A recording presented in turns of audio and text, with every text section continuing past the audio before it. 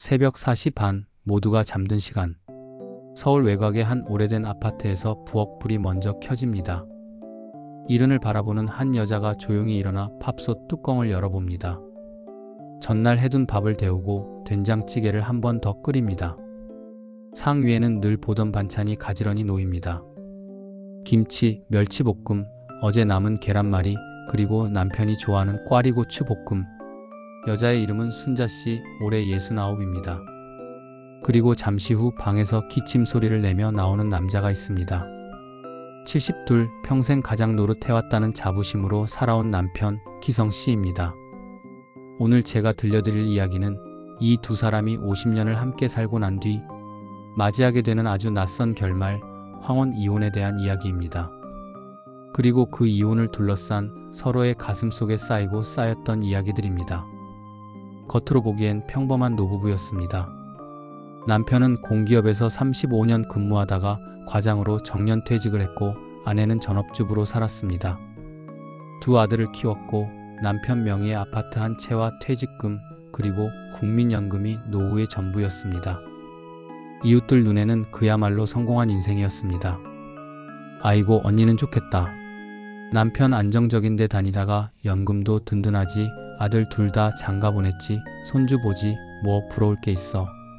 동네 마트에서 이런 말을 들을 때마다 순자씨는 애써 웃으며 말했습니다. 에이 뭐가요. 다 거기서 거기죠. 하지만 그녀의 마음속에는 누구에게도 말하지 못한 질문이 하나 있었습니다. 정말 이게 잘 산 인생인가? 시간을 조금 되돌려 보겠습니다. 20살 초반 순자씨는 인천의 작은 공장에서 사무보조로 일하던 평범한 처녀였습니다. 기성씨는 그 공장에 납품을 오던 거래처 직원이었죠. 땀에 절어도 구두에 흙 한 톨 안 묻히려고 닦던 깔끔한 성격. 말수는 없었지만 성실했습니다. 두 사람은 몇 번 밥을 먹다 자연스럽게 연애를 시작했습니다. 결혼은 단출했지만 서로만 바라보며 약속했습니다. 고생 좀 하더라도 우리 집만큼은 안 부끄럽게 만들자. 그때만 해도 둘 다 믿었습니다. 서로가 서로의 편이 되어줄 거라고. 결혼 후 삶은 녹록지 않았습니다. 남편은 단칸방에서 출발해 야근과 특근을 밥 먹듯 했습니다. 아내는 시댁 잔소리와 살림, 그리고 고지어 태어난 두 아들을 키우느라 자신의 이름을 잃어버렸습니다. 친구들은 회사에서 승진하고 미용실도 다니고 여행도 다니는데 순자씨는 평생 누구 엄마로만 불렸습니다. 남편은 내가 밖에서 돈 벌어올 테니 너는 집안만 잘 지켜라. 그게 제일 큰일이야. 라고 말했습니다. 언뜻 고마운 말 같지만 그 말 속에는 한 가지 전제가 숨어 있습니다. 나는 밖의 사람이고 너는 집안의 사람이다. 그 경계는 시간이 갈수록 선명해졌습니다. 아이들이 어릴 땐 바빴습니다. 어린이집, 학교, 학원, 도시락, 참치 싸온 김밥. 남편은 늘 말했습니다. 나도 피곤해. 애들 공부는 내가 알아서 해. 퇴근 후 거실에 누워 텔레비전만 보다가 잠들기 일쑤였습니다. 생일을 잊어버리기도 했고 결혼기념일은 애초부터 관심이 없었습니다. 하지만 그게 그 시대의 평범한 아버지 모습이기도 했습니다. 순자씨는 스스로를 달랬습니다. 그래, 돈 잘 벌어다 주고 밖에서 사고 안 치고 술주정 크게 안 하면 좋은 남편이지. 욕심 부리지 말자. 그러던 어느 날이었습니다. 둘째 아이가 고등학생이던 시절 밤늦게까지 안 들어오던 남편이 취해서 들어와 말했습니다. 나 승진됐어. 온 집안이 잔치집이 됐습니다. 아내는 소고기를 사와 미역국을 끓였고 두 아들은 박수를 치며 우리 아빠 대단하다고 떠들었습니다. 그날 밤 남편은 말했습니다. 여보, 나 오늘 정말 기분 좋다. 여기까지 올 수 있었던 건 다 당신 덕이야. 그 말 한마디에 순자씨는 하루 종일의 피곤이 눈 녹듯이 사라지는 것 같았습니다. 그 한 문장이 이후 10년의 고단함을 버티게 해준 연료였습니다. 하지만 그런 말은 10년에 한 번 들을까 말까였습니다. 세월은 흘렀습니다. 아이들은 군대를 다녀오고 취업하고 결혼했습니다. 어느새 집안에는 둘만 남았습니다. 남편과 아내. 어릴 때는 아이들 때문에, 젊을 때는 돈 벌고 살기 바빠서 몰랐던 사실 하나가 서서히 드러났습니다. 둘이 마주 앉아 있으면 대화할 말이 거의 없다는 것. 식탁에 마주 앉아 밥을 먹으면서도 말은 이렇습니다. 반찬이 좀 짜네. 뉴스 소리 좀 키워라. 김치 떨어졌다. 아이 이야기, 뉴스 이야기, 날씨 이야기. 그 이상은 나가지 않았습니다. 남편은 평생 회사에서 보고서와 숫자, 부하 직원과 상사 사이에서 살아왔지만 정작 아내의 마음은 한 번도 진지하게 들여다본 적이 없었습니다. 아내도 마찬가지였습니다. 남편이 회사에서 어떤 자존심 상하는 일을 겪었는지, 얼마나 불안하게 정년을 기다렸는지 묻지 않았습니다. 그저 당신이 벌어오는 돈이 곧 당신이라고 생각하며 살았습니다. 정년 퇴직 후 남편 기성 씨는 처음으로 길게 집에 머물게 되었습니다. 아침에 출근 준비를 하던 사람이 이제는 오전 10시가 돼서야 일어났습니다. 회색 양복 대신 늘어난 추리닝과 슬리퍼 차림. 처음 몇 달은 그동안 고생했으니까 좀 쉬라며 아내도 배려했습니다. 하지만 그 쉬는 시간이 점점 길어지면서 집안 공기가 서늘해지기 시작했습니다. 남편은 집안에서 뉴스만 보고 스마트폰으로 주식 차트를 보며 하루를 보냈습니다. 아내가 당신 동네 경로당이라도 다녀와. 사람들 만나야 하지 않겠어? 라고 말하면 남편은 귀찮다는 듯 말했습니다. 거기 가봐야 다 수준이 안 맞아. 맨날 화투나 치고 별 얘기도 없어. 난 그런 거 싫어. 그러고는 언제나처럼 채널을 돌렸습니다. 아내는 혼자 장을 보고 혼자 집안을 청소하고 혼자 밥을 준비했습니다. 같이 있는 시간이 늘수록 이상하게도 더 혼자인 느낌이 들었습니다. 저 사람은 내 옆에 있는데도 내 인생하고는 상관없는 사람 같다. 이런 생각이 하루에 몇 번씩 스쳐 지나갔습니다. 그래도 참고 살았습니다. 이 나이에 무슨, 그냥 이러다 가는 거지 뭐. 자신에게 그렇게 말하며 감정을 눌렀습니다. 그러던 어느 날 작은 변화가 생겼습니다. 남편이 동네 문화센터에 나가기 시작한 것입니다. 처음에는 건강검진 결과에 충격을 받고 운동을 하러 간다고 했습니다. 의사가 그러는데 운동 좀 안 하면 큰일 난대. 나 이제 수영도 배우고 체력도 길러야겠어. 오랜만에 의욕을 보이는 남편 모습에 아내도 내심 기뻤습니다. 그래, 집에만 있지 말고 사람도 만나고 운동도 하고.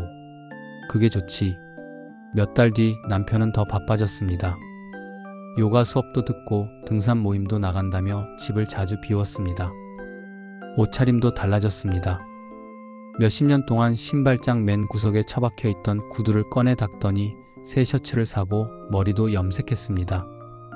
아내가 웃으며 말했습니다. 아니, 당신 갑자기 왜 이렇게 멋을내? 누가 보면 연애하는 줄 알겠네. 남편은 웃으며 넘겼습니다. 나이가 들었어도 사람은 좀 깔끔해야지. 이제 나도 내 인생 좀 즐기면서 살라고. 아내는 처음엔 그 말이 잘 다가오지 않았습니다. 내 인생을 즐긴다는 말, 평생 가족을 위해 희생만 해온 사람처럼 말하면서 정작 집안일 한 번 도와준 적 없는 사람이 하는 말 같지 않았기 때문입니다. 의심은 그때부터 조금씩 자라기 시작했습니다. 늦게 들어오는 날이 잦아졌습니다. 오늘은 모임이 좀 길어졌어. 같이 밥 먹자는 사람들이 있어서 말이야. 전화기에는 비밀번호가 걸려 있었고 부엌에서 설거지를 하다가 뒤돌아보면 남편이 급히 스마트폰 화면을 뒤집는 모습이 보였습니다. 어떤 날은 샤워하기 직전까지도 손에서 전화기를 놓지 않았습니다. 마음 한켠에서 쓴맛이 올라왔습니다. 그래도 혹시 다른 사람 생긴 거 아니야? 라는 말을 입 밖으로 꺼내진 못했습니다. 싸움이 날까봐 두려웠기 때문입니다. 그리고 한편으로는 너무도 답이 분명할까봐 더 무서웠습니다. 결정적인 날은 생각보다 평범한 날에 찾아왔습니다. 그날도 남편은 외출을 했고 저녁 9시가 넘어서야 들어왔습니다. 평소와 다른 건 그날따라 남편의 얼굴이 묘하게 단단해 보였다는 것뿐이었습니다. 밥상을 마주하고 앉았을 때 남편은 숟가락을 들지 않고 말했습니다. 여보, 우리 얘기 좀 하자. 그 말에 순자 씨는 직감했습니다. 오늘 왠지 안 좋은 얘기를 듣게 되겠구나. 무슨 얘기? 아내는 최대한 담담하게 물었습니다. 남편이 말했습니다. 나 이혼하고 싶다. 그 순간 시간은 멈춘 듯 했습니다. 냄비에서 아직도 김이 올라오고 있었지만 눈앞이 새하얘지면서 소리가 들리지 않았습니다. 아내는 겨우 입을 열었습니다. 뭐라고? 이혼? 남편은 고개를 끄덕였습니다. 그래. 나 이제 내 인생도 좀 살아보고 싶다. 그 한 문장은 칼보다 더 날카롭게 그녀의 가슴을 찔렀습니다. 내 인생도 살아보고 싶다. 그럼 지금까지의 50년은 누구 인생이었을까요? 남편의 말은 이어졌습니다. 당신이 나쁜 건 아니야. 나도 고맙게 생각해. 근데 우리 솔직히 정으로만 버텨온 거 아니야? 남들처럼 이렇게 늙어서도 같이 여행 다니고 웃고 떠들고 그런 사이 아니잖아. 그냥 동거인 같은 느낌이야. 나도 이제는 좀 설레고 내 마음이 살아있는 것 같은 삶을 한 번이라도 살아보고 싶다. 아내는 웃음이 나왔습니다. 비웃음이었습니다. 그럼 그 설레게 해주는 사람이 따로 생겼다는 말이네? 남편은 잠시 침묵하다가 피할 수 없다는 듯 말했습니다. 응. 같이 문화센터 다니는 사람이야. 나랑 비슷한 나이인데 얘기도 잘 통하고 같이 있으면 숨을 쉴 수 있는 것 같아. 그 사람은 나를 존중해주고 내 이야기를 들어줘. 아내의 목소리가 떨렸습니다. 나는 당신 얘기 안 들어줬어? 당신 밥은 누가 차려줬고 당신 셔츠는 누가 다려줬어? 밤마다 다리 쥐난다고 주물러 달라 할 땐 누구 손이었는데? 남편은 말했습니다. 그건 고맙지. 정말. 근데 그건 의무, 역할 같은 거였잖아. 당신도 나한테 사랑한다는 말 한 번 한 적 있어? 나 힘들다고 하면 다들 그렇게 사는 거지 유난 떨지 말라고만 했잖아.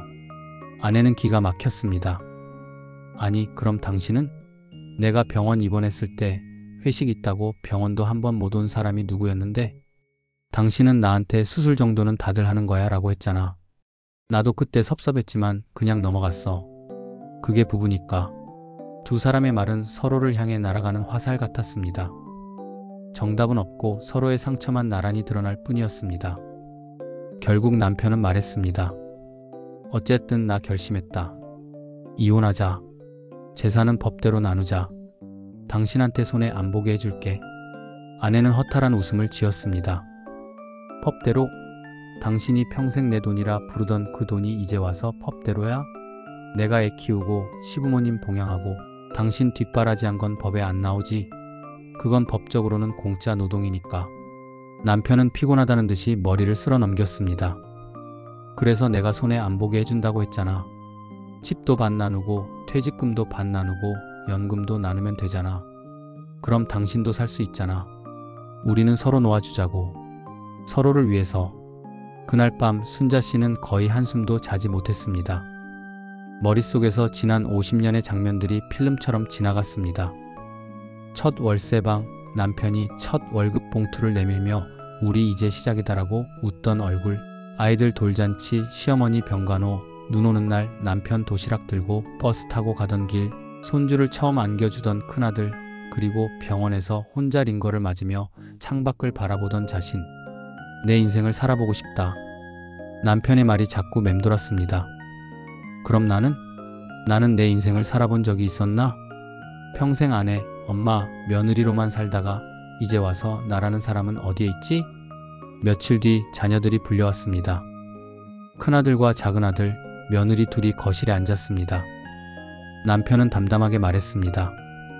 우리 이혼하기로 했다. 큰아들이 먼저 소리를 질렀습니다. 아버지, 지금 장난하세요? 이 나이에 무슨 이혼입니까? 남편이 말했습니다. 나이하고 무슨 상관이냐?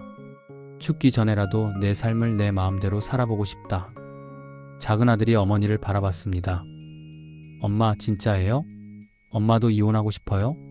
순자 씨는 입술을 깨물었습니다. 솔직히 말하면 그래, 나도 이 사람하고 더 살고 싶진 않아라는 말이 목구멍까지 올라왔습니다.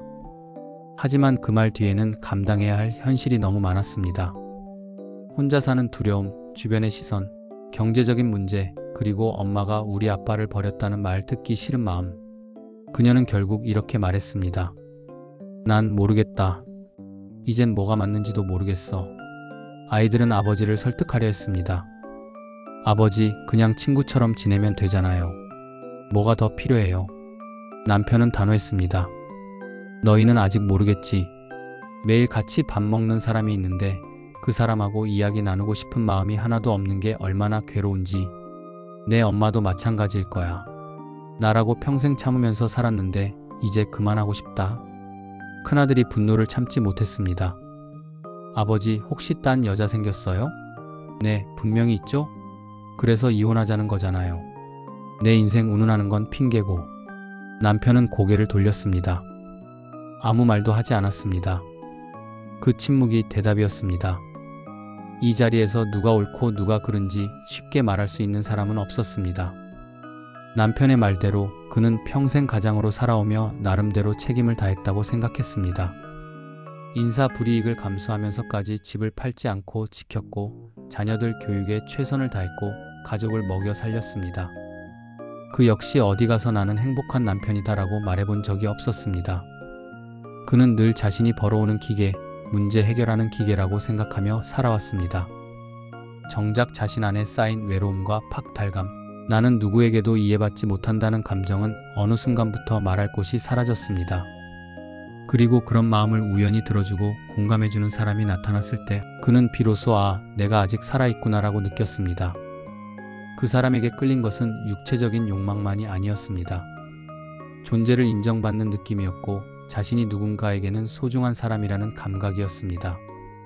하지만 아내 입장에서도 이건 배신입니다.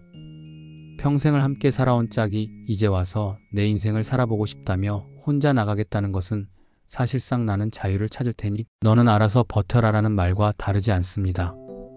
찢어지게 가난했던 시절, 남편이 술 취해 돌아와 소리치던 밤들, 시어머니에게 들었던 수많은 모욕과 눈물, 아이들 뒷바라지하며 자신의 꿈을 묻어버렸던 시간들, 그 모든 것 위에 세워진 집을 이제 와서 우리가 서로를 위해 헤어지는 거다라고 포장하는 것은 남편 입장에서의 자기 합리화이기도 합니다.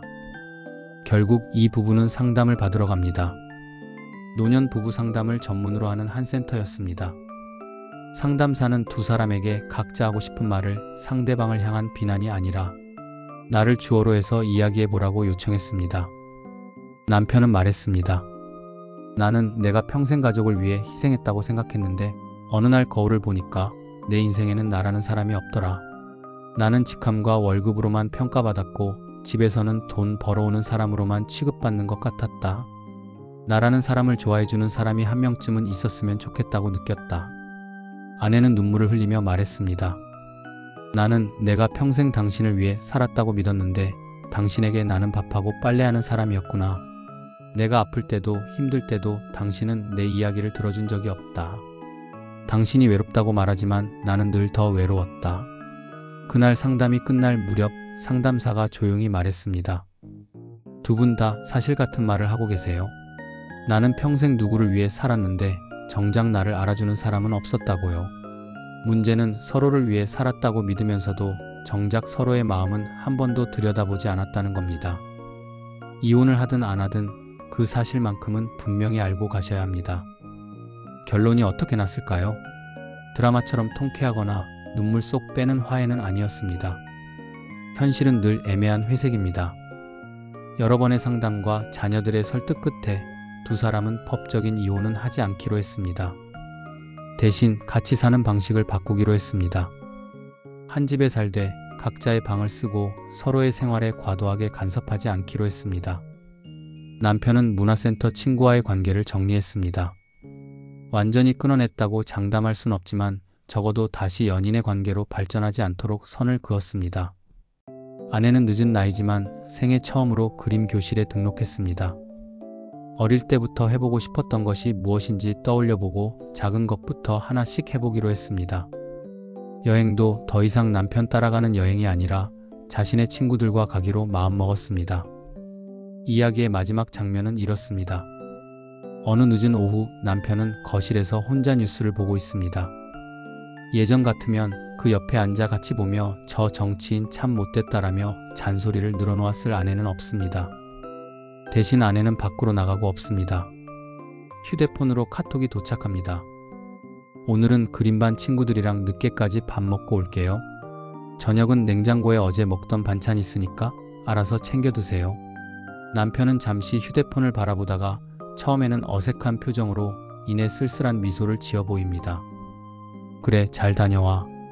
혼잣말을 하고 부엌으로 가 전자레인지에 반찬을 데우며 생각합니다. 이제야 진짜 각자 자기 인생을 사는 거구나. 여러분, 오늘 이야기를 들으시면서 어떤 생각이 드셨나요? 그래도 남편이 너무하다. 이 나이에 무슨 이혼이냐라고 분노하셨을 수도 있고, 사실은 나도 내 인생 한 번쯤은 내 마음대로 살아보고 싶다라고 조용히 공감하셨을 수도 있습니다. 분명한 건 황혼 이혼은 어느 날 갑자기 하늘에서 떨어지는 번개가 아니라는 겁니다. 몇십 년 동안 쌓이고 쌓인 작은 상처들, 말하지 못한 서운함, 당연하게 여겼던 희생, 그리고 서로를 향한 무관심이 조금씩 벽을 두껍게 쌓아 올린 결과입니다. 내 인생도 살아보고 싶다는 말은 어쩌면 우리 모두의 마음속에 숨어있는 문장일지도 모릅니다.